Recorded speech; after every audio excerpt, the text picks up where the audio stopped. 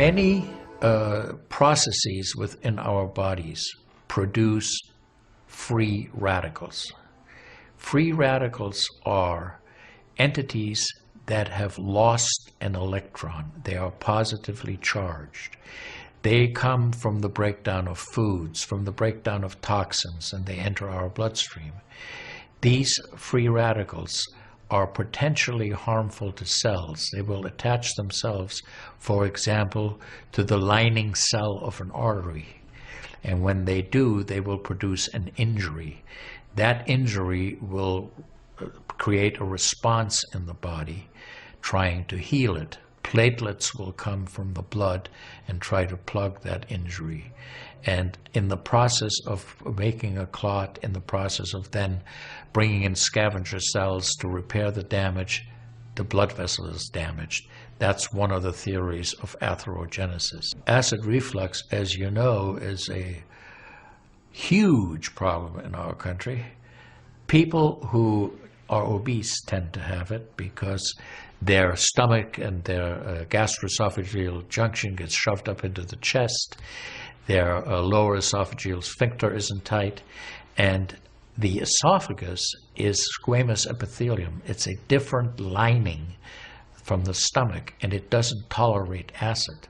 So when the valve that connects the stomach to the esophagus, that interconnection doesn't function, the acid suddenly starts bathing this lining of the esophagus in acid, and it can't tolerate it. It's painful. People have that terrible sour taste in the back of their throat. Antioxidants have become very, very popular because they are electron donors. And when they meet a free radical, that free radical gets what it wants. It gets its electron, and it's neutralized. Now, the oxidation reduction potential of Kangen water is gigantic. It's about 30 times greater than the famous green tea. Everyone knows about green tea being a profoundly good antioxidant. Fruits, vegetables are considered antioxidants. Kangen water at a pH of 9.5 can have a negative, which is an electron donating reduction potential of up to 600 millivolts. It's measured in millivolts. You couldn't eat enough fruits and vegetables to get anywhere near that amount into your system. I find that drinking Kangen water is satisfying because it quenches one's thirst.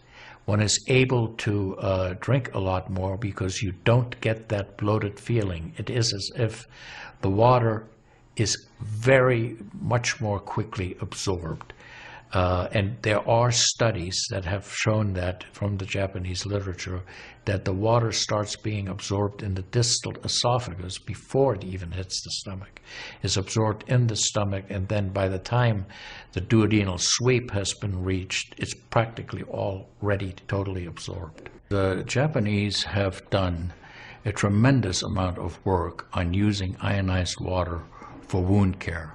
There's a lot published in the Japanese literature and also now in American literature about using pH 2.5 water for bactericidal purposes.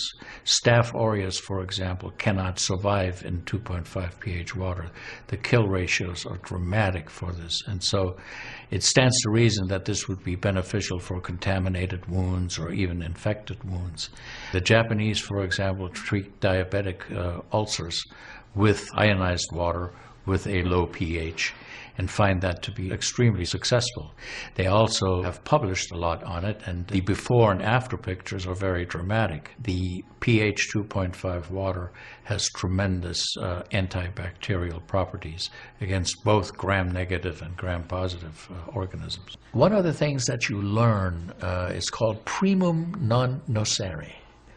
Above all, do no harm. That is the duty of a physician. It dates back to Hippocrates. None of us want to do harm. What we should do, and I think when we're convinced of something that is really truly good for people, we should go and recommend it to people. Look at Japan. The country of Japan has the highest consumption of ionized water in the world.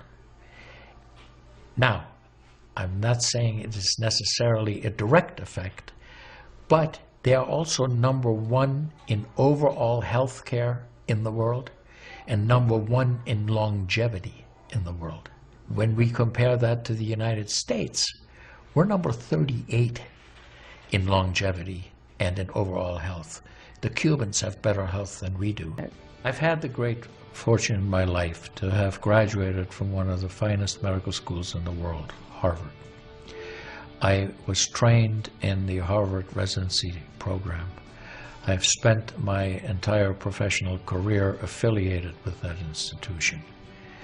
One of the best things, next to being affiliated with this great institution, has been my discovery of Kangen water.